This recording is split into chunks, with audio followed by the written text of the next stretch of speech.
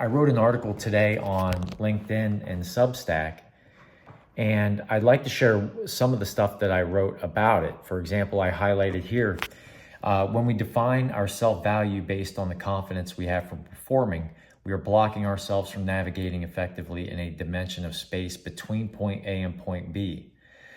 You can call it no man's land, you can call it the dark forest, whatever you want, but there's a space where we were in point A, we had a problem, things were brought to the surface. We must introspect and reflect and then gain an understanding of those things, and those become integrated into your new foundation. And so you're leveling up, as they call it. You'll hear these phrases, but that's essentially what's happening is you're leveling up, but you feel like you don't know anything.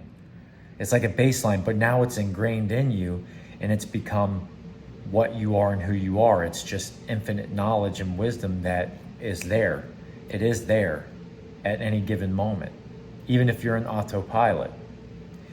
And so I say, I think it was David Bayer said in one of his podcasts, he said there's a really popular equation that I like to use, and it's called desire plus non-resistance equals desired outcomes. It's a little late, guys, forgive me. It's been a very long day of working with patients, clients, and whatnot, and writing. And I tell you, I write 3 wins down. I forget all the other wins, and the next day when I wake up, I'm like fresh, and I'm like, dude, I wrote 3 wins down for the day. I could name like 10 or 20 things I've done. In any case, David Bayer talks about this equation. He says desire plus non-resistance equals desired outcomes. And then I write, in between these 2 points is your dissonance, mental resistance, your blocks. It is the dark forest where all answers exist and where one acquires the emotional, mental, and spiritual capacity to hold their desired vision by integrating what they learn in this space. It is you diligently becoming worthy of the provision and abundance God is about to bestow upon you with graceful responsibility. It is where the magic happens in the coaching mentorship connection, the transformation. And so getting back to this spiritual metabolism, this is where the integration, the service, and the transformation happen. Once we are able to take in, process, and utilize spiritual nutrients to nutrify the tree, rewire and retune your nervous system, and to allow that tree to blossom to the surface. Eventually it will. And so as you establish that new baseline, you're waiting for something to happen. I can sense it. I feel it. And eventually it will blossom when your spring comes, or the season, as you've heard them talk about. Now all of these things make sense, and once you are in touch with that, it's hard to go back from it. You feel like you're in a strange place where your baseline is like nothing. It's like, what do I actually know? When in reality, my baseline is Elroy jets in outer space. And again, not being egotistical, that's what I believe. This is developing new self-beliefs about myself. I am infinite. So are you. We all are. And these moments are meant to teach you a very valuable lesson, as painful as it is. So there's my piece for that. That's my latest update with the avoidant discard. You can't be upset. I can't be upset at the person. I think about them daily. I wonder if no contact is ever broken because we live long distance, right? And that person is best friends with somebody in my family, my in-law family. And so I know who I am and where I'm going and what I want when I want it. I know my desires. I've written them down. It was a goal of mine. Write down all pillar desires. All the pillars. I write down everything I desire from every pillar. And we correct and make any adjustments that we need to any of those pillars where we are lacking. All right, because we are no longer to lack. We are to live that high value life. If that means I have to go buy a bunch of silk shirts that cost $200, $300, $400, well, I've got the money to do so because I've been working very hard. And it's not about the luxury.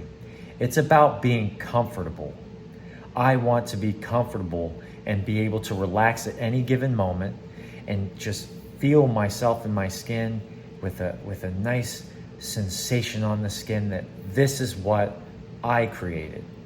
This space is what I created and what I can operate in. And at any moment that somebody tries to take it, I'm able to use my discernment with confidence, clarity, certainty, and the self-esteem enough to know that I am enough for myself. And anything that I discern to be not in alignment and not in resonance with my purpose in life and what I'm doing in mutual support, I can be in graceful, I don't want to say rejection, that's too negative, but I can gracefully decline the offer of intimacy. And I'm not even concerned about that at this point because I know that's coming down the road. And so we focus on our pillars. We focus on that vibration, nutrifying the root, that spiritual metabolism. And it's really interesting how that works. So there's that for the night. Hopefully, number one, thank you if you stayed for the entire video here. Hopefully, if any of it resonates with you, one of the things I've always said is that when I put myself out there, I stayed small. I stayed small. Part of it was an insecurity. It was that I didn't feel worthy enough to be out there and be successful, which means I hadn't forgiven myself about certain things. But also my philosophy at the time when I was doing coaching with I Motivate Me for free, I've been doing it since 2019. It's been seven years that I've been coaching people for free, stamping I Motivate Me on white boxes after filling it up with fitness equipment and apparel and mailing it at a high cost to individuals out there to get them on the right track towards their fitness and health investment initiative. I was doing that out of pocket for free for a long time. If I can reach one person with one thing that I say and it gives them an aha moment, then I have assisted one in transcending the mainstream of consciousness towards being their higher version of themselves, which I seek to do every day. And I know everybody else out there, these spiritual leaders, these mentors and coaches and other people who truly care about human beings and want to see everybody level up and be the best version of themselves that we can be.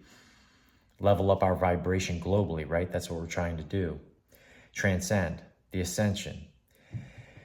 If I could reach one person, that's great. And then that aha moment is an invitation for their intuition gathered. It's that intuition is that antenna, the conduit by which we can either take personal initiative and do or don't. You take the invitation of the spiritual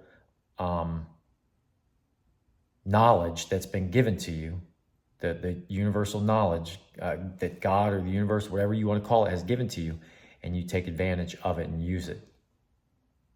Use it as a way of,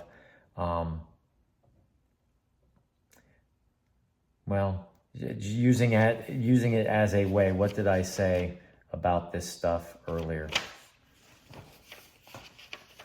All right, so we want to implement, use a process of implementing our information. Otherwise, you're just taking the information in little snippets and you're staying in your current formation. You're staying in formation because you're not integrating it. So take it as an invitation. So if I've reached one person, take that as an invitation in resonance to act on it and to implement a game plan. And that means life coaching, mentorship, something else like that, right? So anyway, or staying in silence and just meditating for a bit, see where that gets you. I'm under the impression, the word on the street is that if a man were to sit in silence for 10 minutes, perhaps he would have no problems. And we don't do that. We are fragmented with our energy and our attention. There's my tangent.